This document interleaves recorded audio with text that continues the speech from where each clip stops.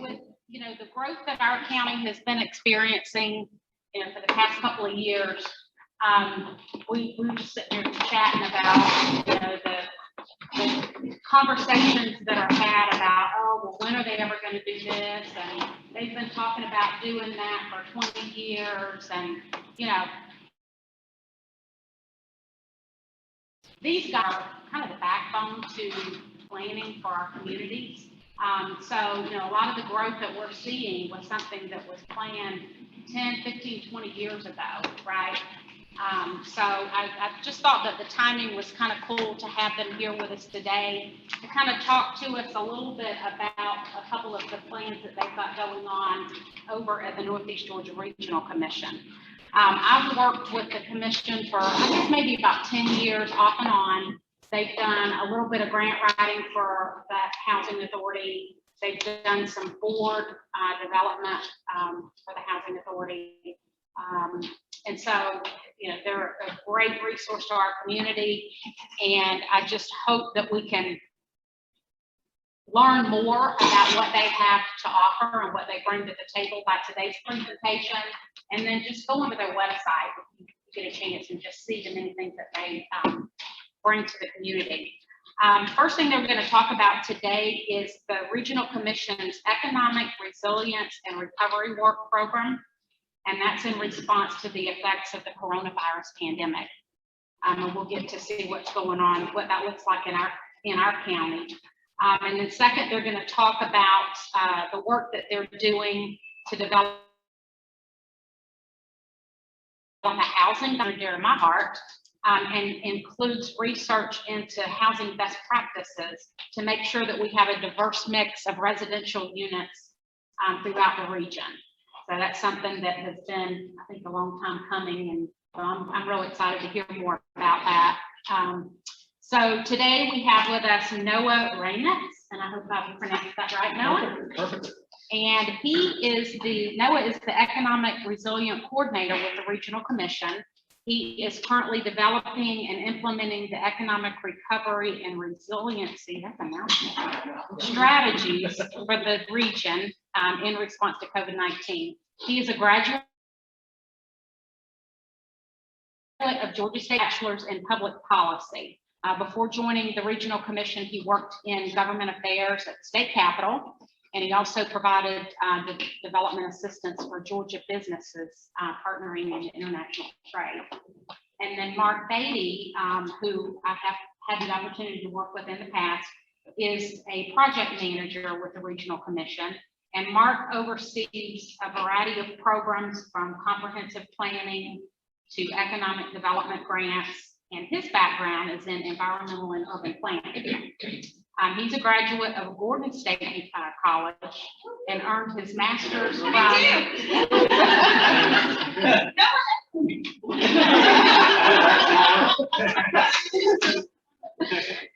he got earned his master's from the University of Georgia's College. Turn the program over to them and see what kind of exciting stuff they have in store.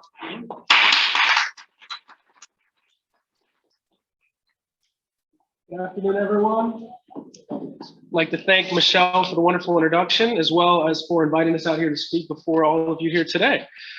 So as noted, my name is Noah Rainitz. I'm the Economic Resilience Coordinator with the Northeast Georgia Regional Commission, and we'll be talking with you today a little bit about economic recovery and resiliency work for the region, and then Mark will be covering some housing guidelines for the region.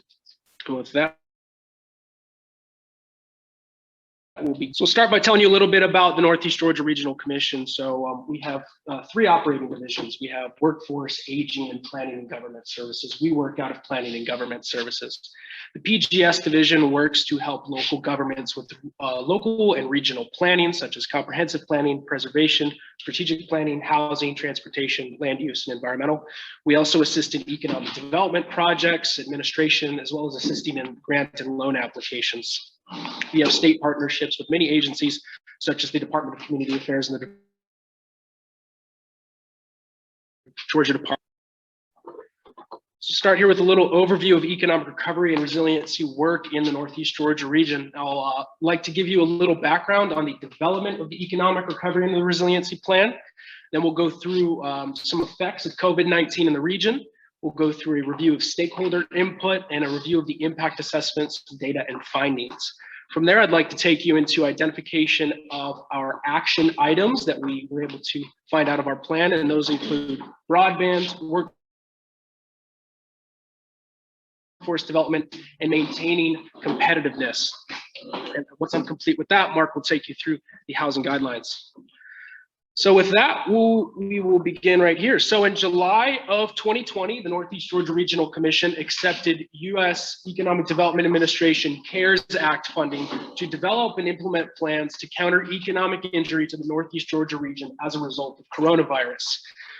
We had two options. We could either, one, make a comprehensive update to our region's comprehensive economic development strategy, our SEDS document, or we could make an independent document related strictly to coronavirus recovery and resilience. We opted to make an independent plan. We felt it was important.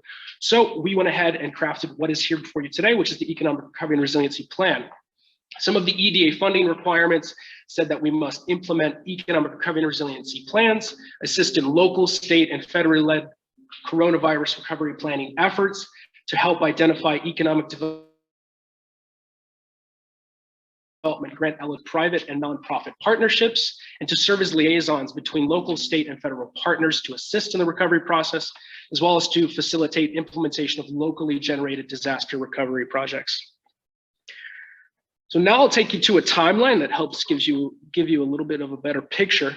So on March 2nd of 2020, the Georgia Department of Public Health confirmed the first case of COVID-19 in the state. Just over 11 days later, the Department of Public Health would confirm the first death. To kind of give you a picture of events, shortly after that, the CARES Act was signed into law. As I said, in early July of 2020, the Northeast Georgia Regional Commission accepted that CARES Act funding, and we immediately went to work with our recovery and resiliency efforts. I'm happy to announce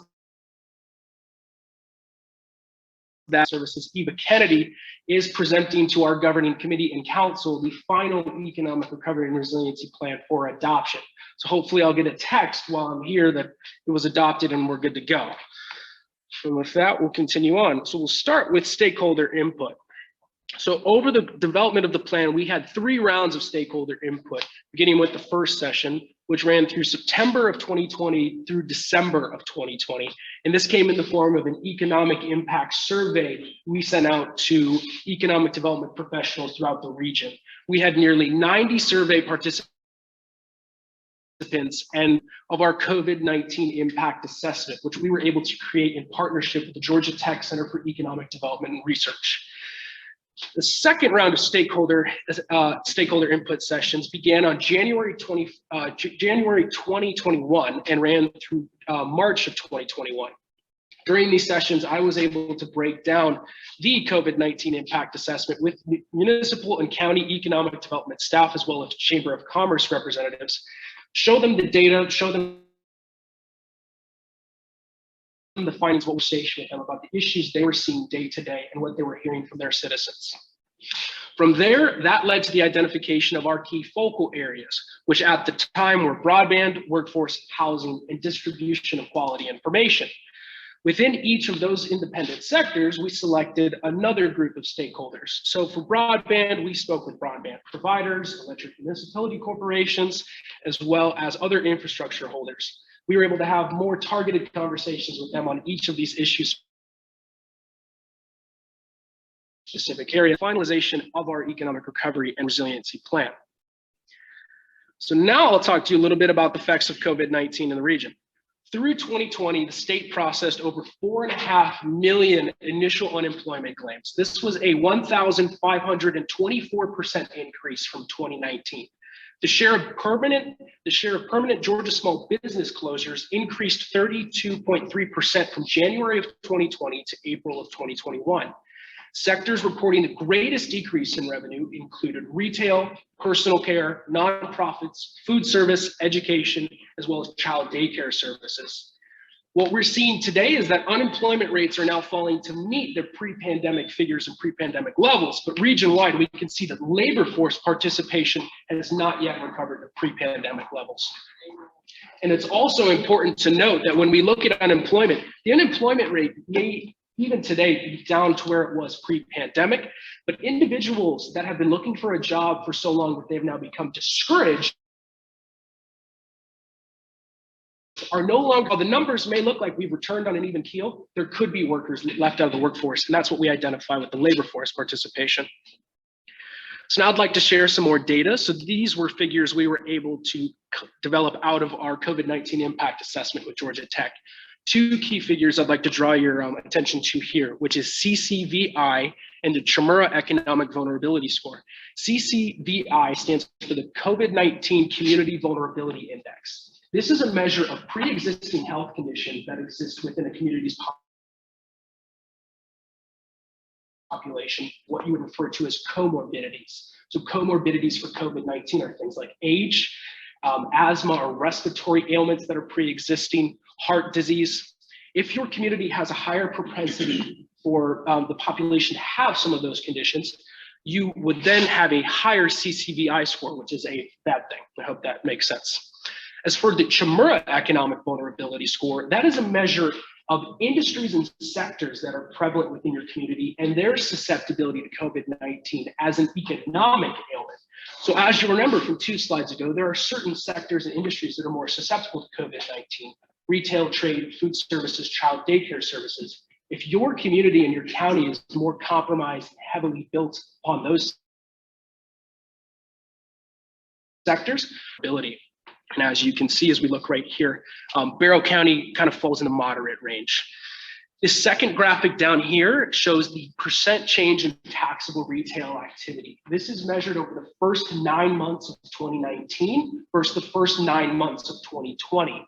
And what we can see is that out of the 12 counties in the Northeast Georgia region, only 4 counties reported an actual decrease in taxable retail activity over those 2 9-month periods.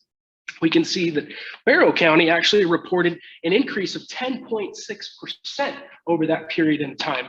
And we attribute that to 2 things. The first being the adaptability of business to modify their business structures during the pandemic. So for restaurants, that came in the form of shifting to maybe takeout or delivery only services. And we also attribute that, number 2, to the passage of the Marketplace Facilitators Act by the Georgia legislature in April 1st of 2020, which allowed for the collection of local sales tax revenues by way of online transactions. So as the pandemic hit and as the economy became more virtual, those with e-commerce storefronts, that now was a revenue capture for local people. So which are the counties that experienced decrease? Which county were hurt the most? So among these counties right here, we could see Clark, Oconee, Greene, and Morgan. Now for Clark, I think it's pretty evident that obviously the closure of the university in large sense, the lack of football games, their economy is very centered around tourism in a sense, and that student body being present in that location. So the absence of that was a big hurt. But as you can see, given everything over those 9-month periods isn't necessarily bad. In the conversations we had with representatives from Athens Clark, they kind of said the same thing to me. They said, we thought it was going to be a lot worse than it was. So all things considered, they did have the largest decrease. But again, I think they kind of came out okay. So we'll continue on here. So you can pinch to make it larger if you need to. Oh, that might work. Hey, look at that. Wonderful. I love this thing. So this right here, this is a county snapshot, and these are the county snapshots that we developed for the Economic Recovery and Resiliency Plan. We developed one of these for all 12 counties in the region, as well as just a region-wide snapshot. Large economic indicators and large data trackers throughout the region. So I'll give you a moment to kind of take some of this in. But as you can see right here, this is tracking the unemployment rate. As we can see, region-wide, we noticed this hit highs in April of 2020. And this is the labor force this is the percent change in labor force participation rate over the course of 2020 into 2021. As we could see, the largest decrease was in April, and then we hit a big recovery period in May, and it kind of bounces around with another labor force recovery in October and November of 2020. Anything else I want to draw your attention to here? No, okay, I think that's about it. Continue on. Noah, can you talk about, I know in the center of that PowerPoint, talking about the homes, price of homes. What are those three numbers? These numbers right here. So this is the median household income, or the one about homes? The one about homes. The one about homes. I'll actually cover that in a couple slides, much more in depth. So yeah. Thank you. All right. So now talking about outreach identified. So over the 3 rounds of stakeholder engagement, we were able to get representation and input from all 12 county, regional, and state officials from some of the agencies here along the bottom. Over the course of 38 independent meetings in total, we were able to gather input from over 350 representatives over public, private, and nonprofit entities. So it was great. Outreach is really big in these kind of plans because we want to gather all the opinions we can and get all the input we can to make the best plan possible. So all of that stakeholder engagement, all of that data analysis led to the development of the plan and the identification of our action items. And these are the items that we're going to be working to act towards in our plan. Those are to improve and expand upon broadband access in the region, to encourage and provide quality and market reflective housing, to foster public, private, and nonprofit partnerships to build a skilled and dedicated workforce, the promotion and cultivation of authentic communities, and to maintain competitiveness at the state, national, and global level. Those are our 5 action items. Can I ask you a question? What's Yeah. not authentic community? We will get into that in a second. So just this will help you follow on the next couple slides that we go through. So the action plan structure, basically the first thing we start with is identifying the vision. What is the overreaching goal for each of these action items, for broadband, for housing, for workforce development? We like to outlay the vision, and then we like to identify who are our key facilitators. What are the public, private, and nonprofit entities that we will be able to partner with? And so those are the first 2 things we work to identify. Then we name our strategies. So what are the specific strategies we want to put forth? And underneath those strategies, we have tasks. What are the actual tasks and items that local governments can complete to achieve the strategy and inherently achieve the goal? Underneath tasks, we have performance measures. So this shows where we can see rates of success, where things are going well, or maybe things are a little stagnant, and where success is not basically being seen. That'll help give you a little bit of context as we go through. So we'll start with the first importance at all. These are just the numbers we chose. So action item number 1, to improve and expand upon broadband access in the region. So over the course of our stakeholder engagement sessions, broadband was the number 1 thing we kept hearing about. We don't have access to high quality broadband. This affects individuals that are working from home, that were forced into a telework situation. This affects children who are now educating from home. This affects the economy for businesses that are running e-commerce fronts. This affects agriculture for those that are participating in agriculture via partnerships with broadband. It is so multifaceted. So our goal is comprehensive region-wide broadband access that meets a served definition for all Northeast Georgians. And we'll get into this a little bit more about broadband access. So some quick facts. 75% of our survey respondents reported a lack of high-speed internet access in parts of their community. Georgia Broadband Deployment Initiative mapping denotes 44,144 unserved locations in the Northeast Georgia region. That is 15% of the total locations within a region. GBDI served definition is broadband services that are either wired or wireless terrestrial, with service rates of 25 megabytes per second download and 3 megabytes per second upload. So what you'll see from this map right here, so the dark orange is what has been marked as a served location by the GBDI, and these more pale gray, I don't know, my girlfriend says I'm colorblind. Those other areas, those are marked as unserved. So all those darker orange areas, those are the ones that meet the speed requirements and service more than 80% of locations within a census block area. Barrow County has 508 unserved households, which is 2% of the total, and that is the second lowest in the region. Barrow County is actually doing fantastic when we talk about access to broadband. Now, there's always room for improvements in speed, improvements in reliability and latency, and those are things we're looking at as well. If anyone lives in Jackson, it's because we don't have Windstream. Go us. Okay? You get it. Yeah, are you guys getting this data from the providers. This, I'm here to tell you, they're selling you 25, but they're delivering 12. So- yes. So this specific data we're looking at here is from the Georgia Department of Community Affairs, and they source that from the providers. That meets whatever DCA's requirement is for data collection. So I understand that you may say on my bill, it says I pay for 100 megabytes per second, but in reality, I get 20. I understand that because I feel that same struggle as well. That's more of a clerical thing that we would like to take up with DCA to make sure that these promise speeds, especially on a lot of these new projects we're building out, where they say you're going to be getting gigabyte internet. Well, let's actually make sure that we are getting gigabyte internet on the back end. So that's part of the work that kind of we're working to take on right now. Yeah, the providers say if they deliver you 50% of the speed, they charge you the full bill. Yeah, and that's what we've heard as well. So we'll continue on here. Windstream customers will take 50% of it. The worst. All right, so our second action item here is to encourage and provide quality and market reflective housing. So our vision for this is a diverse mix of quality market rate housing that meets the needs of Northeast Georgia residents across a variety of income levels and life stages. What you'll find is that this action item regarding housing and the next action item we'll cover regarding workforce are very heavily entwined. We need to recruit a healthy and a skilled workforce to our region to take on all the roles that we have available now and in the future as our industries continue to grow. But an essential component of that has to be having housing solutions available for that workforce.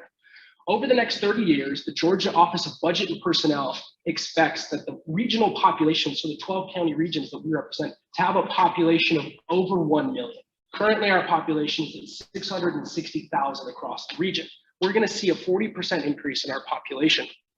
So it's important and so imperative that we continue to provide housing options. We believe this comes in the strategies we've implemented are start with issue area education, partnering with local leadership to partner them with educational entities, either at the state or federal level, to educate them about different housing types, working to take them on field trips to successful developments either elsewhere in the state or elsewhere in the region. The second strategy is to ensure proper zoning and incentives are in place for the successful rehabilitation and development of structures. And thirdly, to identify households at risk of eviction or mortgage foreclosure. On June 30th of 2021, the eviction moratorium will come to an end. And we need to work to partner households that are at risk of eviction or mortgage foreclosure with protectionary resources that are available either at the state level or at the federal level under administrations like housing and urban development. Things like mortgage counseling, counseling about debt relief, just working to partner them with resources, because the last thing we want is individuals now being kicked out of their homes at the tail end of a pandemic. We'll continue on a little bit more about housing on this next slide here. So about housing development. So this is the housing mix. So we've compared here the region and Barrow County specifically. So as you can see, Barrow County has a higher propensity for home ownership than does the rest of the region. And when we look at values, we can see that the median value of a single family home in Barrow County is about 7,000. Is about 7,000 less than that of the rest of the region. But as we can see, that rental costs are about $100 region. Right here on the right, we've overlaid a graphic of the price of single family homes, the median price of single family homes all throughout the region. The blue figure is from 2015 and the maroon red figure is from 2019. As we can see, in every single county almost throughout the region, we are seeing an increase in the price of a home. In the region, this is at 10.87%. Here in Barrow County, that's at 33.2%. And to be honest, these figures are outdated. It's a little red hot right now, and things are going really crazy. With interest rates at an all-time low, demand is up. Supply chain bottlenecks have caused construction of new homes to be slowed down. So there's a very limited inventory, and demand is at an all-time high. Lack of labor as well. So multiple factors in, but the price of housing is skyrocketing. So working to implement strategies that can, increase the depth of options and just increase the inventory in general are imperative to continue resiliency, economic resiliency as we go through. We'll continue on now. So this is the next action item, which is public, private, and nonprofit partnerships to foster a skilled and dedicated workforce. It's interesting. I stepped into this role in December of 2020. And at that time, the conversation about workforce was very different than it seems the conversation we're having about workforce now. Then it was, how do we get our businesses open? We need to get our people back, but we need to get our businesses open. And for when we operate more, wait, my business is open and I can't get people to come back. So why is this shortage of labor occurring? Where is this coming from? A lot of the conversations that we've heard surround around the idea of the expanded unemployment insurance benefit is holding people back from going to work. What we see, at least on the data side, and from the U.S. Department of the U.S. Treasury Secretary, Janet Yellen, when you look at what is called the replacement rate, which is the rate of money garnered from unemployment insurance as it replaces a traditional income. If the replacement rate is a one on unemployment insurance as you do from your normal paycheck, or the replacement rate is greater than one, which means you're making more on unemployment than you would going to your job, we would expect to see labor force participation to be lower because more people are opting to just collect UI insurance than go into work. What we actually see is that's not the case. So the data does not support the idea that people aren't going to work solely because of the expanded unemployment benefits, which here in Georgia have ended, and in many other states across the nation have now ended the expanded benefit. So why can't we get people to come to work? And we think that we need to take this time to focus on the underemployed and at-risk individuals in the workforce. Some of the items their group was talking about earlier about identifying at-risk children, we think that's very important with developing partnerships between local schools, colleges, and universities, implementing accreditation programs or training programs into local school systems so children can graduate from high school and go right into a career. They have those skills right out of high school. A four-year college, and we recognize that, and there's so much opportunity here in the region. We just need to prepare the children coming out of the schools for the industries we have today and the industries of tomorrow. The second item we really want to focus on is to identify and pursue opportunities for funding and the expansion of workforce development programs. The commission ourselves, we have a workforce development program, and we work with other entities via the technical colleges that have workforce development programs, whether those be boot camps, training academies, or even just a traditional 1 to 2 year school. We think those are important, and we must ask the opportunities that are available for their children in this region. There's so much opportunity and viability here. So we're working to partner with Chamber of Commerce representatives to help educate parents as to the opportunities that are available here. With that, we will continue on to our fourth. Told you I'd come back to it, authentic communities. All right, so promotion and cultivation of authentic communities. So our vision is vibrant, inclusive communities that are grounded in active downtowns and supported by community focused, accurate, relevant, and timely information. Our region is comprised of so many historic downtowns that are the heartbeat of our communities. And we think it's really important to recognize that and lean into that as we think about economic resiliency going into the future. We want to focus our energies on downtowns, partnering with Main Street programs or downtown development authorities to continue to connect them to the resources they need to build those small business networks within those downtown areas. We also think supporting the development of the development networks for public organizations like local governments, as well as private organizations like small businesses, are so important. What we see is that being participant in the e-commerce field is being participant in the global economy. If you have an operating web page, you can sell. You don't have to sell to who's in your community. You can sell to somebody across the country, across the world. So we think helping to partner with local businesses and small businesses within our region with those resources to build out web fronts is very, very important to building them long term. We also think it's important for the governments as well to use this time and these challenges during the pandemic where they were for have participation online. We think this is fantastic. We should continue this in a sense by utilizing digital technology to break down the barriers to civic resources and participation. We want local governments to take an audit of available resources on their web pages and see what functionality they can add, whether it be bill pay, resources, connecting them with more local representatives in an online presence, as well as increasing participation. If you could attend and participate in a city hall meeting in an online capacity, or a county, but be participatory in it. Have time, stand up to the well and speak for 3 minutes on an issue that matters to you, and then you could log off. You don't have to necessarily go there to communicate that. So we think it's important to kind of build out that digital asset. So we'll continue on here. And now we come to our fifth and final action item, which is to maintain competitiveness at the state, national, and global level. The vision is world-class infrastructure throughout the region, maintained to manage and meet expected future demand. As I noted earlier, the region to grow 30 to 40% over the next 30 years. In order to keep up with this, we need to still hearken on the investment and expansion in traditional infrastructures, roads, bridges, water treatment facilities, wastewater facilities, our electric grid. We also think this is a good time to assess the vulnerabilities in our public works to natural phenomenon and climate change. My mind goes back to what we saw happen in Texas with that sustained period of cold where their power grid went down for a number of days and individuals died. To assess the vulnerabilities in our public works to, phenomenon that may happen and see if there's room for improvement. And finally, on maintaining competitiveness, we want to encourage innovation and entrepreneurship throughout the region.